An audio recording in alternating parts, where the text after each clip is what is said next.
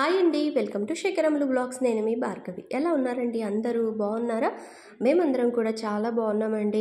మీ అందరికీ కూడా ఉగాది పండుగ శుభాకాంక్షలు అండి. లేట్గా చెప్తున్నాను. ఆల్రెడీ నేను పోస్ట్ చేసిన షార్ట్ వీడియోకి నేను మీకు విషెస్ చెప్పినా చెప్పకపోయినా మీలో చాలామంది నాకు కామెంట్ చేశారు. అండ్ అదేవిధంగా నేను షార్ట్ వీడియోలో చెప్పిన తర్వాత కూడా చాలామంది కామెంట్ చేశారు. థ్యాంక్ యూ సో మచ్ అండి. నేనైతే లేట్గా చెప్తున్నాను. ఇంకా ఈరోజు వీడియో వచ్చేసి సాటర్డే రోజు మార్నింగ్ నుంచి నైట్ వరకు డే రొటీన్ అయితే మీతో షేర్ చేసుకుంటాను. అండ్ అదేవిధంగా మీలో చాలామంది గెస్ట్ చేసే ఉంటారు, ఇంటికి పెద్దదిన అన్నయ్య వాళ్ళు అయితే వచ్చారు అని చెప్పాను కదా, అది కంటిన్యూగా వీడియో అయితే మీరు చూసేసేయండి. అలాగే కొత్తగా ఛానల్ ఎవరైనా చూస్తున్న వాళ్ళైతే పాత వీడియోలు కూడా ఒకసారి చెక్ చేయండి. మీకు వీడియో నచ్చినట్లు అనిపిస్తే తప్పకుండా సబ్స్క్రైబ్ చేసుకొని సపోర్ట్ అయితే చేయండి. అండ్ వీడియో చూస్తున్న వాళ్ళందరూ కూడా ఒక చిన్న లైక్ అయితే ఇచ్చేసేయండి. మీరు ఇచ్చే లైక్ నాకు చాలా సపోర్ట్ అవుతుందండి. ఇంకా ఈరోజు వీడియో వచ్చేసి స్టార్ట్ చేసేస్తాను. శనివారం రోజు ఉదయాన్నే కాస్త వడియాలు పెడదాము అని చెప్పనని పిండి అయితే ఉడికిస్తున్నానండి.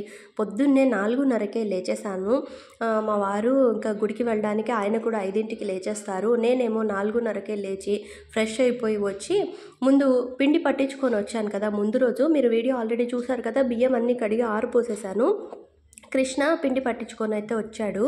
ఇంకా అది పిండి వడియాలు పెడదాము అని చెప్పనని ఉడికిస్తున్నానండి.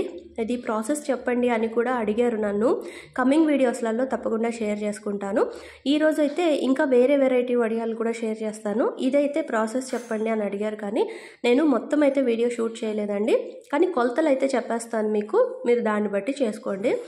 ఒక గ్లాసు బియ్యం పిండికి 7 గ్లాసులు నీళ్లు తీసుకోవాలి.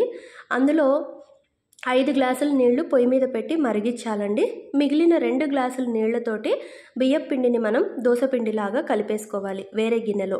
ఈ నీళ్లు మరిగిన తర్వాత మనం కలిపి పెట్టుకున్న దోసపిండిని అందులో వేసేసి తగినంత ఉప్పు, జీలకర్ర వేసేసి కొంచెం సేపు ఉడికించామంటే దగ్గర పడిపోతుంది. ఇంకా అది కొంచెం చల్లారిన తర్వాత వడియాలు పెట్టేసేసుకోవడమే. Simple process. నాకు తెలిసి ఇది చాలామంది చేస్తూ ఉండుంటారు. మీకు కొంచెం గుల్లగా రావాలి అని అనిపిస్తే కొంచెం లైట్గా సోడా వేసుకోండి. లేదు వద్దు మాకు ఇష్టం లేదు అంటే మీరు నార్మల్గా అయినా పెట్టేసుకోవచ్చు. వేగిన తర్వాత బాగా క్రిస్పీగా చక్కగా వస్తాయి. నేను కమింగ్ వీడియోస్లలో ఎండిన తర్వాత వడియాలు వేయించి కూడా చూపిస్తాను మీకు నేను. ఇంకా నాకు స్టవ్ గట్టు హైట్ ఎక్కువగా ఉంటుంది, నాకు అది చేయడం కష్టం అని చెప్పి మా వారి హెల్ప్ తీసుకున్నాను. ఇంకా ఆయన కాస్త నాకు పిండి పోసి కలపడానికి అది కొంచెం హెల్ప్ చేశారు. తర్వాత ఇంకా చక్కచక్క రెడీ అయిపోయి ఇంకా గుడికి అయితే బయలుదేరుతున్నారు. ఆరైపోయిందండి టైము. మాకు పవర్ పోయే రోజు, కరెంట్ పోతుంది. ఇంకా ఉదయాన్నే వదిన అన్నయ్య వాళ్ళు అయితే వచ్చారు. మా ఇంటికి పండగ ఉంది కదా, అన్నయ్య వాళ్ళు వచ్చారు. అన్నయ్య మీ సొంత అన్నయ్య వదిన అంటున్నారు అని చెప్పని అడిగారు.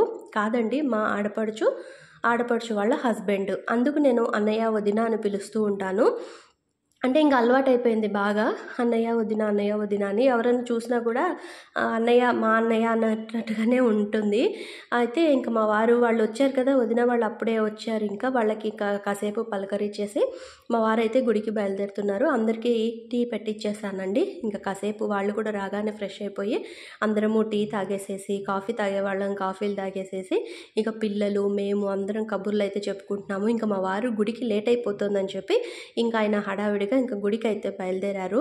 ఈసారి వదిన వాళ్ళు వచ్చేటప్పుడు షీరోని కూడా తీసుకొచ్చారండి. మీరు ఇంతకుముందు పాత వీడియోలలో కూడా చూశారు కదా, మేము హైదరాబాద్ వెళ్ళినప్పుడు షీరోని మీకు చూపించాను కదా నేను. అప్పుడు చాలా చిన్నగా ఉండేవాడు, ఇప్పుడు కొంచెం పెద్దవాడు అయ్యాడు అన్నట్టు అనిపించింది మాకు.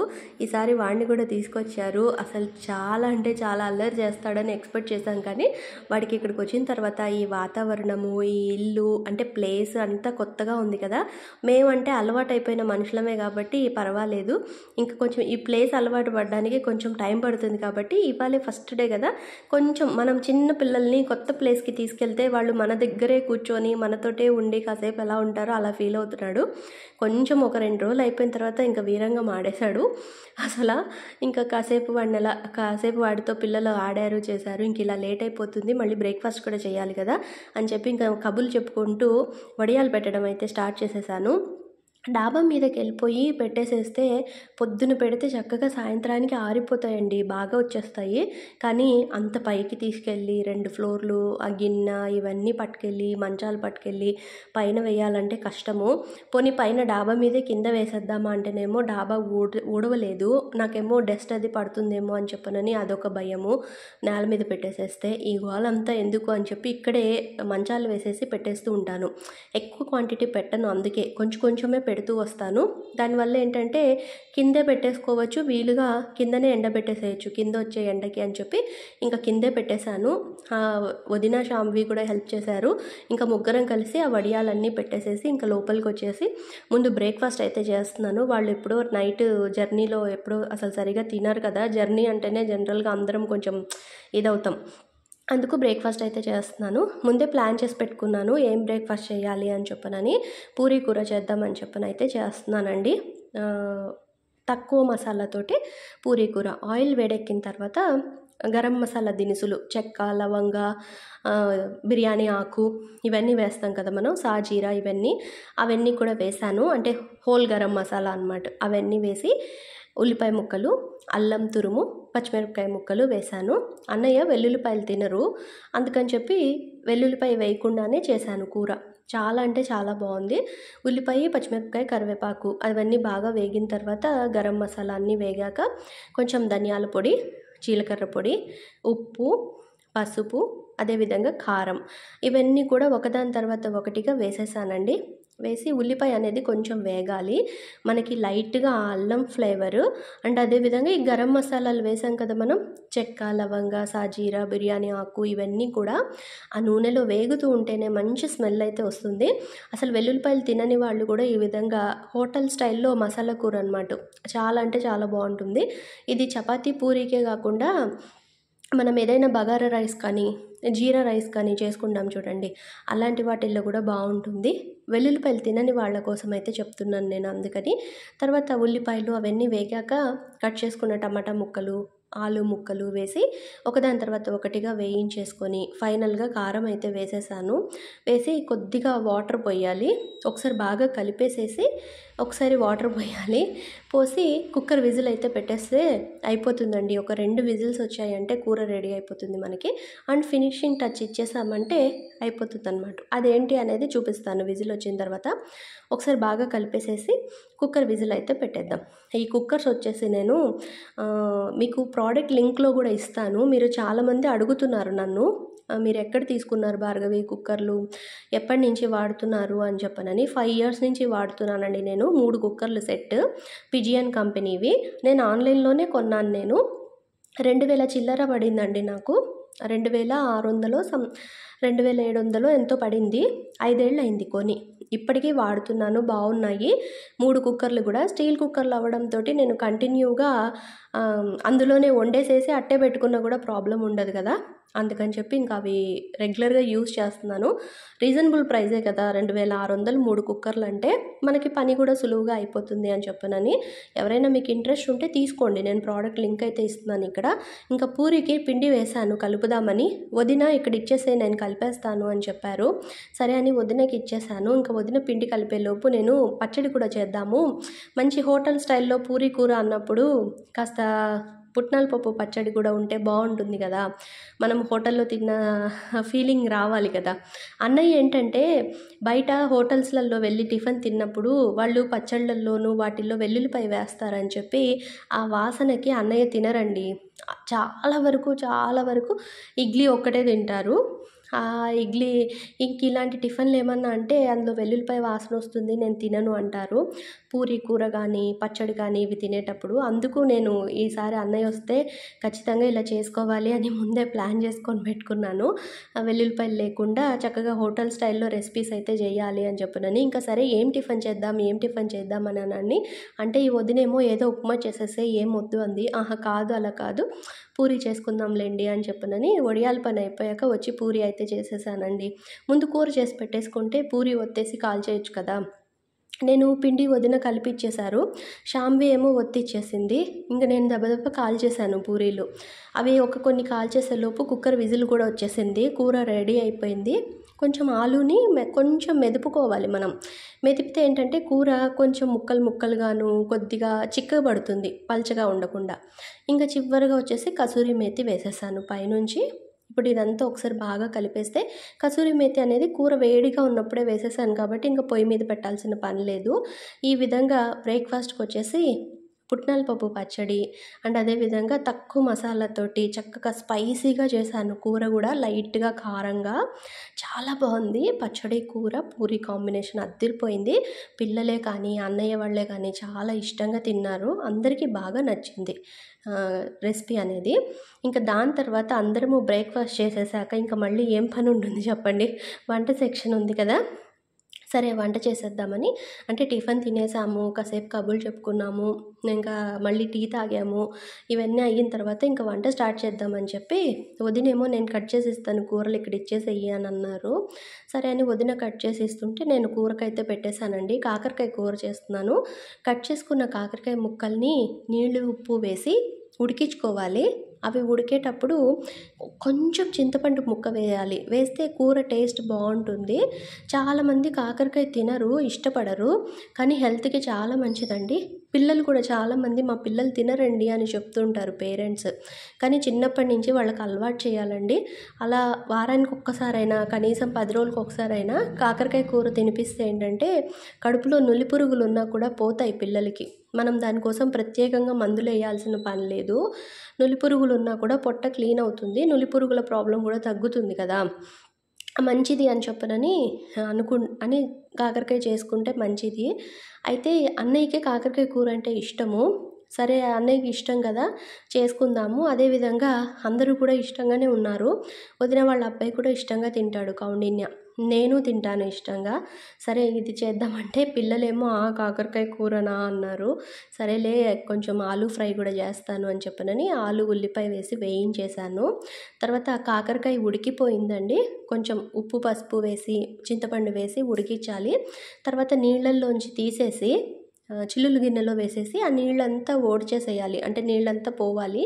తర్వాత బాండ్లీలో నూనె వేసేసి వేయించుకోవాలి కాకరకాయని. ఇంకా స్టవ్ని నేను మీడియం ఫ్లేమ్లో పెట్టేసి ఆ కాకరకాయని వేగుతుందని చెప్పి వేసేసాను. తర్వాత ఇక్కడ మిక్సీ జార్లో పచ్చిమిరపకాయ ముక్కలు, కారంకి సరిపోయాన్ని, పచ్చి కొబ్బరి, ఒక చిప్ప పచ్చి కొబ్బరి, పచ్చిమిరపకాయ ముక్కలు అండ్ అదేవిధంగా నానబెట్టిన పెసరపప్పు. ఇక్కడ వచ్చేసి పెసరపప్పు నేను అంటే వంట స్టార్ట్ చేసే ముందు నానబెట్టేసానులేండి. ఒక 1/2 అవర్ గంట ముందు అనుకోండి నానబెట్టేసి పెట్టాను. ఆ నానబెట్టిన పెసరపప్పు వేసి రుచికి సరిపోయేంత ఉప్పు వేసుకొని కొంచెం లైట్గా పసుపు వేసేసి మెత్తగా మిక్సీ పట్టేయాలి. ఇప్పుడు దీన్నంతా ఈ పచ్చిమిరపకాయలు పెసరపప్పు ఇవన్నీ కూడా బాగా మెత్తగా అయిపోవాలి. ఈలోపు శాంభవి ఉండి అత్తయ్య నేను మిక్సీ వేసేస్తాను, నువ్వు వేరే పని ఉంటే చూసుకో అంది. సరే అని నేను ఈ చిన్న ఉసిరికాయలు ఉన్నాయి కదా వాటినైతే ముక్కలుగా కట్ చేసేస్తున్నాను. వీటితో ఏం చేస్తున్నావు భార్గవి అని మీరు అనుకుంటారేమో, ఇదేనండి పచ్చడి చేస్తున్నాను. ఈ పెసరపప్పు ఉప్పు పసుపు ఇవన్నీ వేసాను కదా, అది మిక్సీ పట్టేసిన తర్వాత బాగా మెత్తగా ఇందులో మనం ఇప్పుడు ముక్కలుగా కట్ చేసి పెట్టుకున్న చిన్న ఉసిరికాయలు కొంచెం జీలకర్ర వేసేసి అన్నీ కలిపి మిక్సీలో వేసేసామంటే ఆ పెసరపప్పులో ఉండే తడి, కమ్మదనము, ఆ కొబ్బరిలో ఉండే పాలు వస్తాయి కదా, కొబ్బరి పాలు, కమ్మగా పచ్చడి, ఈ ఉసిరికాయల్లో ఉండే పులుపు అద్దిరిపోయిందండి పచ్చడి అయితే. అందరికీ భలేగా నచ్చేసింది. అన్నీ పచ్చివే, పచ్చి పచ్చడి అనమాట. ఇంకా పచ్చిమిరపకాయలు పెసరపప్పు కొబ్బరి అన్నీ పచ్చివే, ఉసిరికాయలు చాలా అంటే చాలా బాగుంది టేస్ట్. ఇంకా పచ్చడి గ్రైండ్ చేసేస్తుంది శాంబు. నేను వేసేస్తాను అత్తయ్య నువ్వు ఈలోపు వేరే పని చెయ్యి అంటే ఇంకా అది చేసేస్తుంది.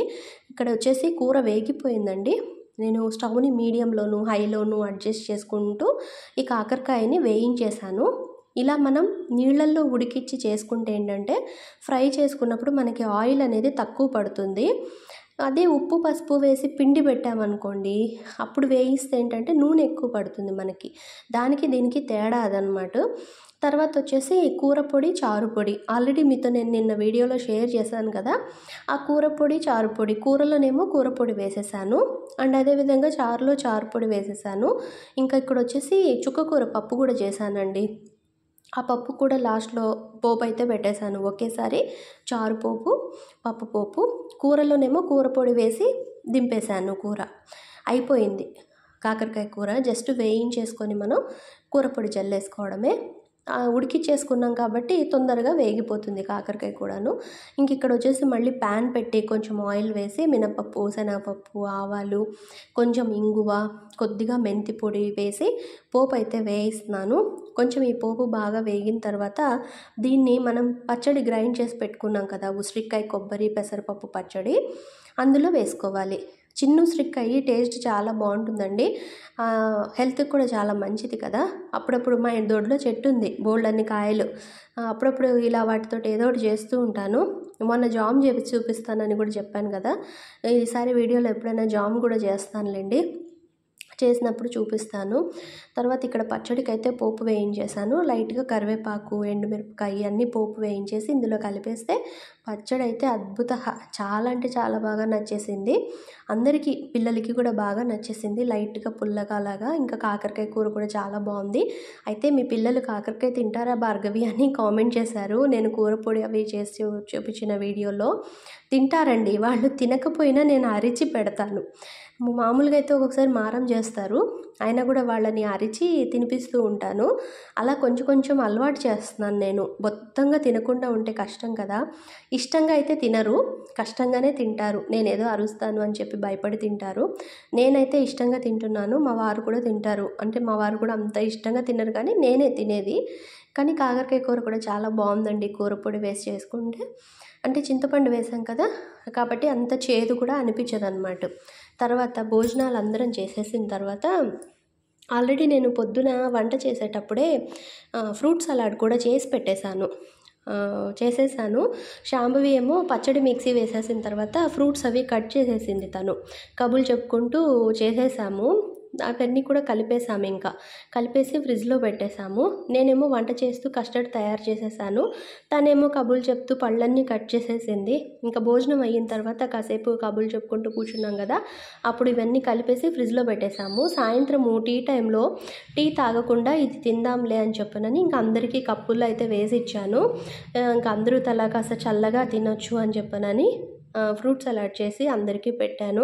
ఇంకా షీరోగాడు అల్లరైతే ఇంకా స్టార్ట్ చేయలేదు. వాడికి కొత్తగా ఉంది కదా, మొత్తం మీద బయటికి పంపించకుండా ఇంట్లోనే అట్టే పెట్టామన్నమాట. కుదురుగానే ఉన్నాడు. ఇంకా అందరము తినేసిన తర్వాత మళ్ళీ కాసేపు కబుర్లు, ఇంకా తర్వాత మొహం కడుక్కొని మళ్ళీ జడ వేసుకొని సాయంత్రము ఇంకా టీ పెట్టాను. అప్పుడు ఇంకా మా వారు కూడా గుడికి వెళ్ళడానికి ఇంకా రెడీ అవుతున్నారండి. పైగా రేపు ఉగాది పండుగ కదా, గుళ్ళోనూ కాస్త ఆయనకి పని ఉంటుంది. కాస్త స్వామివారిని అలంకారం చేసుకోవడము, అమ్మవారికి బట్టలు మార్చడము, ఇలా ఇవన్నీ కూడాను. ఇంకా అందుకు ఆయన కూడా హడావుడిగా ఇంకా గుడికి వెళ్తారు.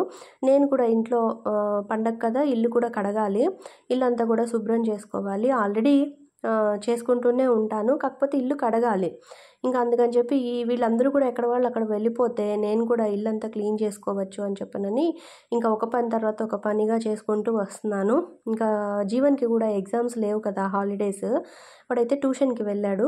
ఇంకా మా వారితో పాటు కృష్ణ కూడా వెళ్తున్నాడు కాస్త బయటికి. అయితే అన్నయ్య వచ్చారు కదా, ఇంకా అన్నయ్యకి కూడా బోర్ కొడుతుంది అని చెప్పనని ఇంకా అన్నయ్య, కృష్ణను, మా వారు ముగ్గురు అయితే వెళ్తున్నారు. ఇక్కడ జాతి చెట్టు చూస్తున్నారు కదా మీరు, ఇది ఇంతకుముందు వీడియోలో నేను మీకు పైకి కట్టేశాను అని చూపించాను కదా. అయితే జీవన్కి అలా నచ్చలేదిట. సరిగా ఉండట్లేదమ్మా, ఎందుకో నాకు నచ్చలేదు, ఇలాగా కిందకే కట్టుకుందాము, తీగ చుట్టేసేసుకుంటే బాగుంటుంది అని అన్నాడు. సరే ఏమోరా నీ ఇష్టము అంటే, లేదమ్మా నీకెందుకు, నేను చేసి చూపిస్తాను కదా, బాగుంటుంది అని చెప్పని అన్నాడండి. సరే వాడి మాట ఎందుకు కాదనాలి అని చెప్పనైతే అని చూశాను. వాడే మళ్ళీ చక్కగా కుర్చీ ఎక్కేసేసి అదంతా తీగ కట్టేసేసి, అంటే అదే తాడు కట్టేసి, అంటే నేను హెల్ప్ చేశానులేండి, తాడది ముళ్ళేసి ఇచ్చాను. ఇంకా అన్నీ కట్టేసి అదంతా చక్కగా తీగ చుట్టేశాడు. ఆ పువ్వులు ఎంత బాగా గుత్తులుగా కనిపిస్తున్నాయో, అది చూసినప్పుడు అంతా చాలా ఆనందంగా అనిపిస్తూ ఉంటుంది నాకు. చెప్పాను కదా, నాకు మా అమ్మే గుర్తొస్తూ ఉంటుంది అని చెప్పి జాతి చెట్టు చూసిన ప్రతిసారి. అది గుమ్మంలో అలా ఉంటే చాలా హ్యాపీగా అనిపిస్తూ ఉంటుంది నాకు అది చూసిన ప్రతిసారి.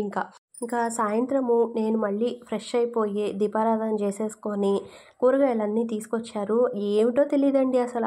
ఒక పండగన్నా, ఇంట్లో ఏదైనా కార్యక్రమం ఉందన్నా అప్పుడే తీసుకొస్తారు అన్ని కూరగాయలు. ఏవి కావాలో అవి తెచ్చుకునేదేం లేదు. అన్నీ తెచ్చేసేసేయడమే. ఇంకా అవన్నీ కూడా తీసి దాచాలంటే అదొక పెద్ద పనిగా, అదొక పెద్ద ప్రహసనంగా ఉంటుంది నాకు. రేపటికి మనకి ఏం అవసరమో అవి ఒక్కటే పట్టుకొస్తారా అంటే లేదు. ఇంక అన్నీ తెచ్చేస్తారనమాట. ఇంట్లోకి కూడా కావాలి కదా అని చెప్పనని. ఇంక అలా బోలెడు కూరలన్నీ కొనుక్కొచ్చేసారు. అంటే ఎలాగో వారంకి సరిపోవాలి కదా! నేనంటాను ఫస్ట్ రేపు అర్జెంట్‌వి తెచ్చుకొని తర్వాత తెచ్చుకోవచ్చు కదా అని అంటాను. ఎందుకంటే ఆల్రెడీ ఎక్కువగా పనున్నప్పుడు ఇలాగ మళ్ళీ ఎక్స్ట్రా పని పెట్టుకుంటే కష్టంగా అనిపిస్తుంది కదా అని అనిపిస్తుంది నాకు. సరే మొత్తం మీద తెచ్చిన కూరలన్నీ కూడా తీసేసాననమాట. అన్నీ దేనికి దానికి డివైడ్ చేసేసి పెట్టేశాను బ్యాగ్స్‌లలో వేసేసి. మళ్ళీ పాడైపోతాయి కదా అని చెప్పి ఇంకా ఆ పనంతా కూడా చేశాను. అంటే పూర్తిగా సదరలేదు. ఫ్రిడ్జ్‌లో కూడా ప్లేస్ సరిపోదు. చిన్న ఫ్రిడ్జ్ కదా అందుకని మొత్తం మీద ఏంటంటే అవసరమైనవి మెయిన్ పాడయ్యేవి ఫ్రిడ్జ్‌లో పెట్టేసుకొని మిగిలినవన్నీ కూడా బ్యాగ్స్‌లలో వేసి ఫ్యాన్ గాలికి పెట్టేశాననమాట. ఇంకా తర్వాత నైట్ డిన్నర్‌కొచ్చేసి బయట నుంచి దోస పిండి తెప్పించానండి. ఇంకా నైట్ అందరికీ దోసలు వేసిచ్చేద్దాము అని చెప్పి పిండి రుబ్బలేదు. ఇంక అందుకు బయట కొనుక్కొని అయితే వచ్చారు మా వారు. ఇంక నేను ఆయన వచ్చేలోపు పల్లీలు, కొబ్బరి వేసి పచ్చడి కూడా చేసి రెడీగా పెట్టేశాను. ఇంకా నైట్ డిన్నర్‌కి అందరికీ దోసలైతే వేసిచ్చేస్తున్నాను. ఉదయం ఉన్న అన్నము, పప్పు అవి కాస్త ఉన్నాయి. పిల్లలు అవి తినేసి తలా 2 దోసలు తింటారు కదా అని చెప్పి డిన్నర్ అయితే ఈ విధంగా ప్లాన్ చేసుకున్నాను. డిన్నర్ పూర్తయ్యాక కిచెన్ ప్లాట్‌ఫామ్ అంతా కూడా కడిగేసి, కిచెన్ కూడా కడిగేశానండి. మీతో ఒక టైటిల్‌లో చూసారు కదా! నేనొక సర్ప్రైజ్ గిఫ్ట్ షేర్ చేస్తానని చెప్పి ఇదేనండి. వదిన వాళ్ళు వచ్చేటప్పుడు తీసుకొచ్చారు. అన్నయ్య, వదిన హైదరాబాద్ నుంచి 2600 ఏమో పడ్డాయి. ఇవి 3 సెట్. అయితే లాస్ట్ టైం వదిన వాళ్ళు వచ్చినప్పుడు మేము మాట్లాడుకున్నాము. నేను, మా వారు అంటే మాటల సందర్భంలో అనుకున్నాము. మన ఇంట్లో ఏదో ఒక రకంగా సంవత్సరానికి 3 సార్లు ఏవో ఒక పూజా కార్యక్రమాలు అవుతూ ఉంటాయి. కార్తీక మాసంలోనూ మళ్ళీ ఇంకా స్వామివారికి పూజలు, అభిషేకాలు చేసుకున్నప్పుడు ఇంట్లో బ్రాహ్మణులకి భోజనాలు ఇలా అవుతూ ఉంటాయి. అండ్ అదేవిధంగా అత్తమ్మది, మావయ్య గారి తిథులు వస్తాయి సంవత్సరంలో 2 సార్లు. దీనికి ఇలా గుత్తులు కొనేసేసుకుంటే కూరల గుత్తులు అవి వడ్డనకి వీలుగా ఉంటుంది కదా అని నేను, మా వారు లాస్ట్ టైం అనుకున్నాము. అది వదిన వాళ్ళతో డిస్కస్ చేశాం కదా కొనాలి అని చెప్పనని. అది వాళ్ళు సర్ప్రైజ్‌గా వాళ్ళే కొనుక్కొని తీసుకొచ్చి మాకు గిఫ్ట్‌గా ఇచ్చారండి. అది అనుకోకుండా సర్ప్రైజ్‌గా జరిగింది. బాగున్నాయి కదా అని అనిపించింది. చాలా బాగున్నాయి. వెయిట్ కానీ, క్వాలిటీ కానీ సూపర్‌గా ఉన్నాయండి. ఇంకా కిచెన్‌లో నా వర్క్ కూడా కంప్లీట్ అయిపోయింది. రేపటి వీడియోతో మీ ముందుకొస్తాను. బాయ్.